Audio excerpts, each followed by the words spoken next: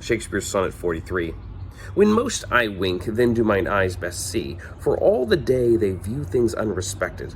But when I sleep, in dreams they look on thee, and darkly bright, are bright in dark directed. Then thou, whose shadows doth make bright, how would thy shadows form happy show to the clear day with thy much clearer light, when to unseeing eyes thy shade shines so? How would, I say, mine eyes be blessed made by looking on thee in the living day, when in my dead night thy fair imperfect shade through heavy sleep on sightless eyes doth stay. All days are nights, to see till I see thee, and nights bright days when dreams do show thee me. Shakespeare's Sonnet 44. If the dull substance of my flesh were thought, injurious distance should not stop my way, for then, despite of space, I should be brought from limits far remote, where thou dost stay. No matter then, although my foot did stand upon the farthest earth removed from thee, for nimble thought can jump both sea and land as soon as think the place where he would be.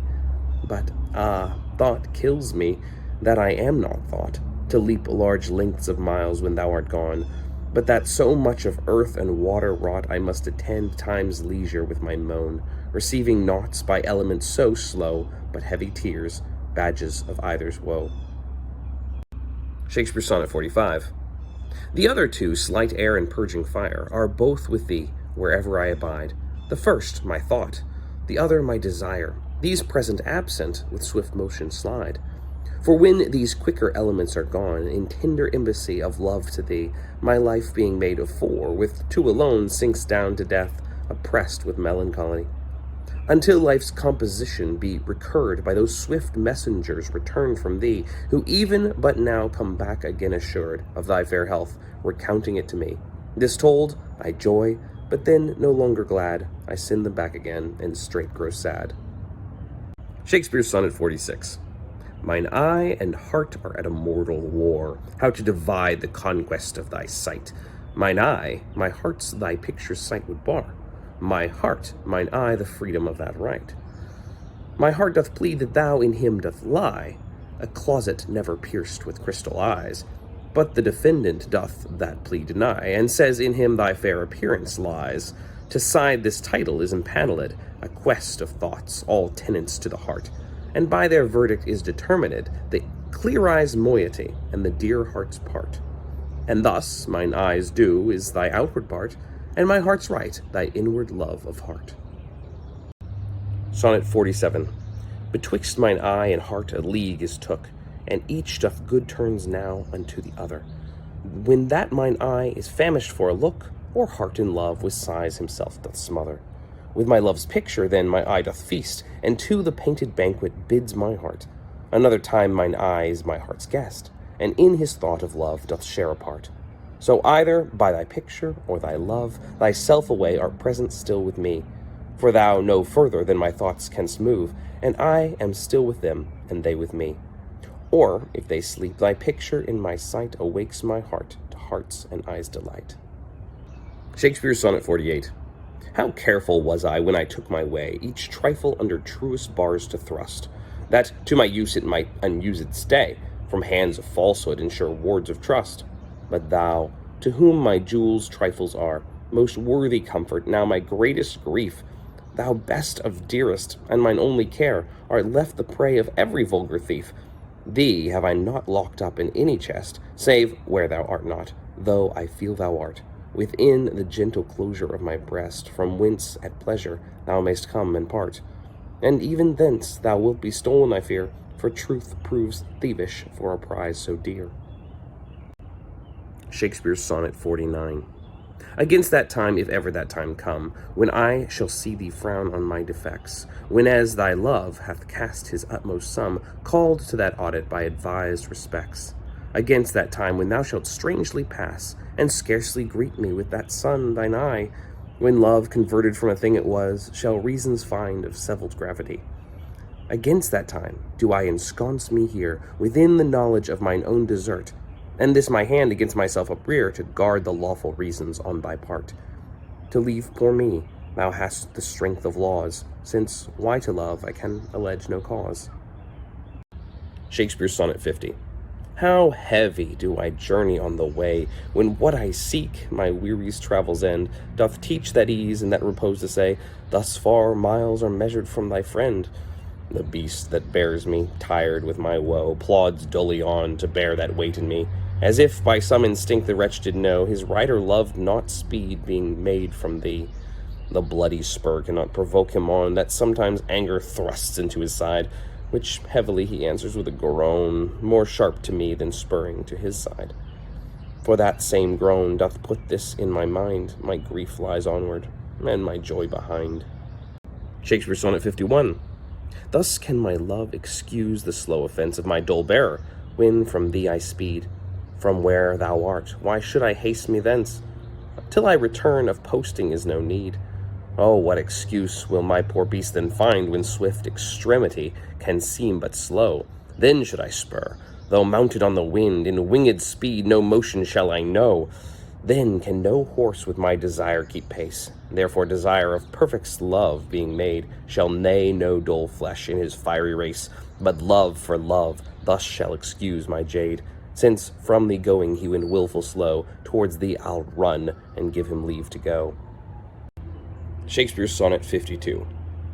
So am I as the rich, whose blessed key can bring him to the sweet uplocked treasure, the which he will not every hour survey, for blunting the fine point of seldom pleasure. Therefore are feasts so solemn and so rare, since, seldom coming in the long year set, like stones of worth they thinly placed are, or captain jewels in the carcanet. So is the time that keeps you in my chest, or as the wardrobe which the robe doth hide, to make some special instant special blessed, by new unfolding of his imprisoned pride. Blessed are you whose worthiness gives scope, being had to triumph, being lacked to hope. Shakespeare Sonnet 53.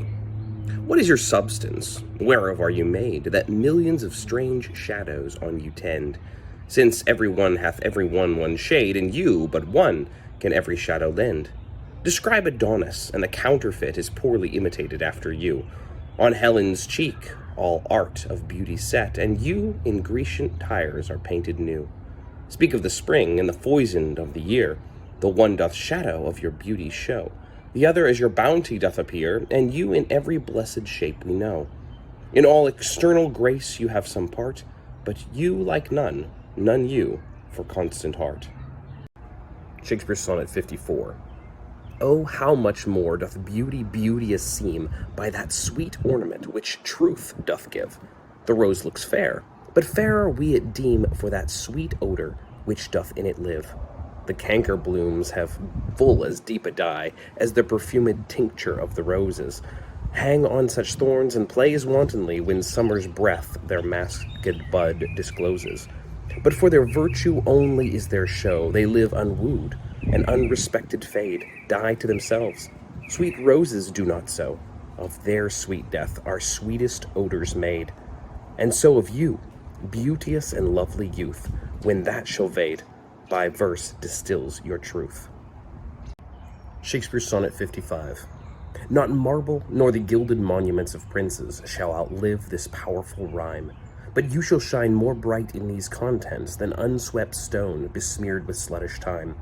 When wasteful war shall statues overturn, and broils root out the work of masonry, nor Mars his sword, nor war's quick fire shall burn the living record of your memory. 'Gainst death and all oblivious enmity shall you pace forth. Your praise shall still find room, even in the eyes of all posterity that wear this world out to the ending doom. So till the judgment that yourself arise, you live in this and dwell in lovers' eyes. Shakespeare Sonnet 56. Sweet love, renew thy force. Be it not said thy edge should blunter be than appetite, which but today by feeding is allayed, tomorrow sharpened in his former might. So love be thou. Although today thou fill thy hungry eyes even till they wink with fullness, tomorrow see again, and do not kill the spirit of love with a perpetual dullness. Let this sad interim like the ocean be, which parts the shore, where two contracted new come daily to the banks, that when they see return of love, more blessed may be the view. Or call it winter, which, being full of care, makes summer's welcome thrice more wished, more rare. Shakespeare, Sonnet 57. Being your slave, what should I do but tend upon the hours and times of your desire? I have no precious time at all to spend, nor services to do till you require. Nor dare I chide the world without end hour, whilst I, my sovereign, watch the clock for you, nor think the bitterness of absence sour, when you have bid your servant once adieu. Nor dare I question with my jealous thought where you may be, or your affairs suppose, but like a sad slave stay and think of naught, save where you are, how happy you make those. So true a fool is love, that in your will, though you do anything, he thinks no ill. Shakespeare, Sonnet 58. That God forbid that made me first your slave, I should in thought control your times of pleasure, or at your hand the count of hours to crave, being your vassal, bound to stay your leisure. Oh, let me suffer, being at your beck, the imprisoned absence of your liberty, and patience tame, no sufferance bide each check, without accusing you of injury. Be where you list, your charter is so strong that you yourself may privilege your time to what you will. To you it doth belong, yourself to pardon of self-doing crime. I am to wait, though waiting so be hell, not blame your pleasure, be it ill or well.